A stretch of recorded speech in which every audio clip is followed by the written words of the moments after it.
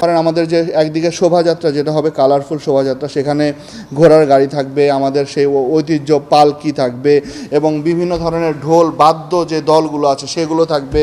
তারপরে মাছ ধরার যে পোলো বা কৃষাণীর যে চিত্র, যেটি আমাদের গ্রামীণ ঐতিহ্য, যেগুলো হারিয়ে যাচ্ছে। আমরা চাই আমাদের ভবিষ্যৎ প্রজন্ম তারা যেন আমাদের ঐতিহ্য, গৌরবময় ঐতিহ্যকে জানে এবং তারা এটাকে ধারণ করে। এরপরে আমরা ডিসি হিলে চলে যাব। ডিসি হিলে গিয়ে সেখানে আমাদের জাতীয় সঙ্গীত এবং এসো হে বৈশাখ দিয়ে আমাদের বৈশাখের অনুষ্ঠান শুরু হয়ে যাবে এবং সেখানে দিনব্যাপী আমি আপনার মাধ্যমে ধন্যবাদ জানাচ্ছি যে এইবার চট্টগ্রামের সাংস্কৃতিক অঙ্গনের সকল গোষ্ঠীগুলো একত্রিত হয়ে, জেলা প্রশাসনের সাথে একত্রিত হয়ে আমাদের এই সংস্কৃতির যে মানুষের যে আকাঙ্ক্ষা সেটাকে অনেক বেশি প্রস্ফুটিত করেছে। সবাই একত্রিত হয়ে এসেছে এবং এই জন্য সারা দিনব্যাপী প্রোগ্রাম থাকবে।